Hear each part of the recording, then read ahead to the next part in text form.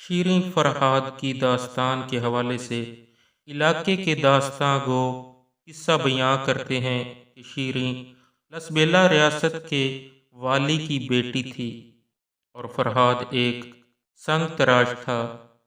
فرہاد شیریں کے عشق میں اتنا گرفتار تھا کہ وہ کسی بھی قیمت پر شیریں کو حاصل کرنے کی اپنی انا پر قائم تھا۔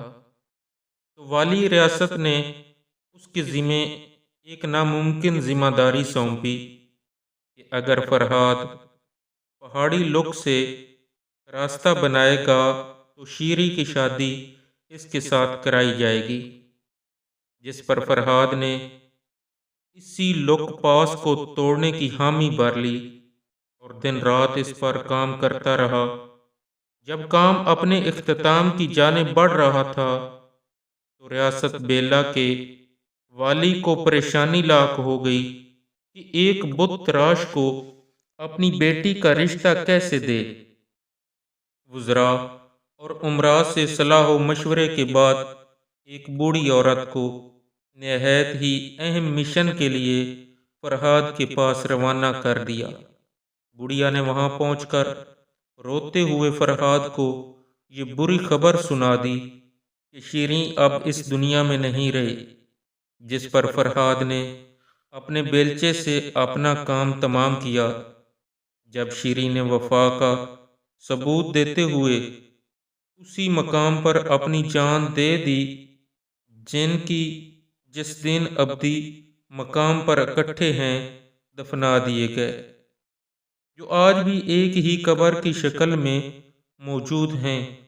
مقامی داستان گوؤں کی زبانی اس داستان کو سنیں تو اس میں حقیقت کے آثار بہت کم دکھائی دیتے ہیں اور ایسے لگتا ہے کہ کہانی کچھ اور ہے جسے شیریں فرہاد کی شکل دے دی گئی ہے۔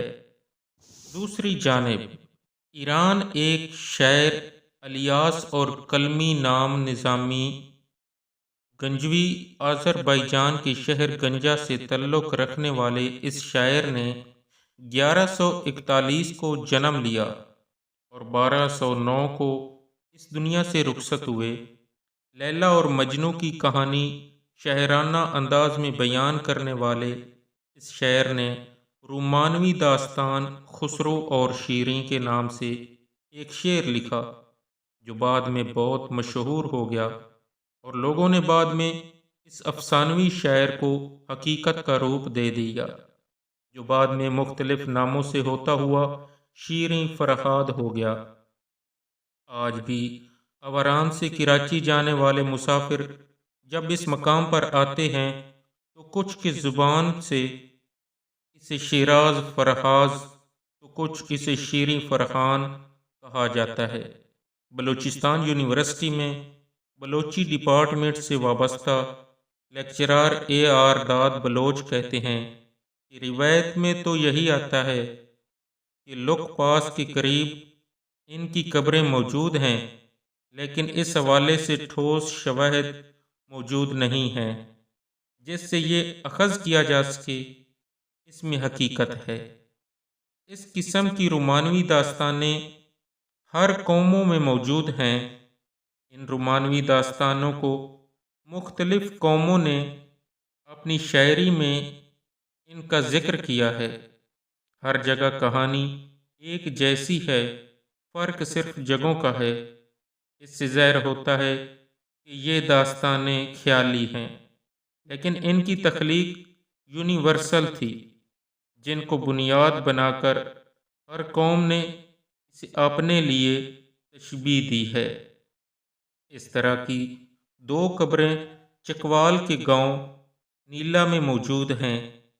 ان کو بھی شیریں فرہاد کی قبریں بیان کیا جاتا ہے اور سالٹ رینج کو وہ مقام قرار دیا جاتا ہے جس جگہ فرہاد نے پہاڑ کھود کے رستہ نکالا، اور یہاں تک کہا جاتا ہے کہ اس نہر میں دودھ جاری ہو گیا۔ ایک یہ داستان یا دیگر داستانیں حقیقت سے زیادہ فسانہ لگتی ہیں۔ جس کی تاریخ دان اپنی تاریخ میں ذکر نہیں کرتے کہ سسی پنو، لیلا مجنو اور شیریں فرہاد کچھ ایسی داستانیں ہیں جن میں حقیقت بہت کم جھلکتی ہے۔ اور اس سے اہم بات یہ ہے کہ ایران کے علاقے کردستان میں شیریں فرہاد کے نام سے ایک قبر واقع ہے جسے دیکھنے لوگ جاتے ہیں۔ اگر یہ واقعی ایک حقیقت ہوتی تو 3 جگہوں کی بجائے ایک ہی جگہ ان کی قبریں ہوتیں، یا یہ ہو سکتا ہے یہ داستان حقیقت ہو، کیونکہ اس کی بڑی وجہ یہ ہے کہ گزشتہ زمانے میں بلوچوں کے پاس وسائل نہ تھے اور نہ ہی ان کے پاس ایسے واقعات کو لکھ کر محفوظ کرنے اور انہیں آنے والی نسلوں تک پہنچانے کے ذرائع موجود تھے۔ اب جب کہ مختلف ادارے اس ملک میں موجود ہیں، ان پر تحقیق کی جا سکتی ہے۔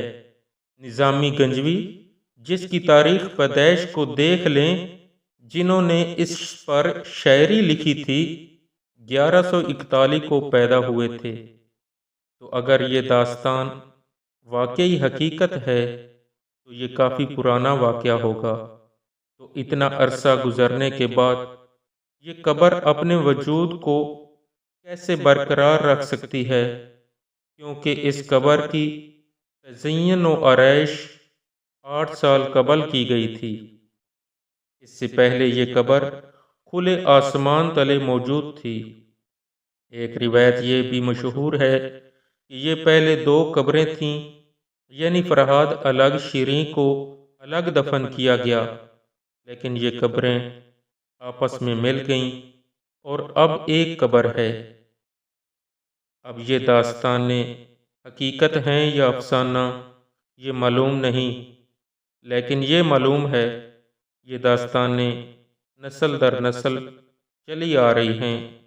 قصے کہانیوں میں، گیتوں میں ان کا ذکر رہتا ہے اور ہم اسے مانتے اور سراہتے آئے ہیں، کیونکہ میتھالوجی میں عقل اور دلیل نہیں ڈھونڈی جاتی، بسل مانا جاتا ہے، لطف لیا جاتا ہے۔ میتھالوجی میں جو بھی اچھا ہے اسے اپنا مانا جاتا ہے۔ حقیقت ڈھونڈنے میں وقت نہیں گنوایا جاتا۔ میتھالوجی میں وفا اہم ہے، عہد وفا دیکھا جاتا ہے، جنون دیکھا جاتا ہے، بس اس لیے یہ داستانیں لوک داستانوں میں اپنی پختہ حقیقت رکھتی ہیں اور اپنے وجود کے ساتھ سامنے کھڑی ہوتی ہیں۔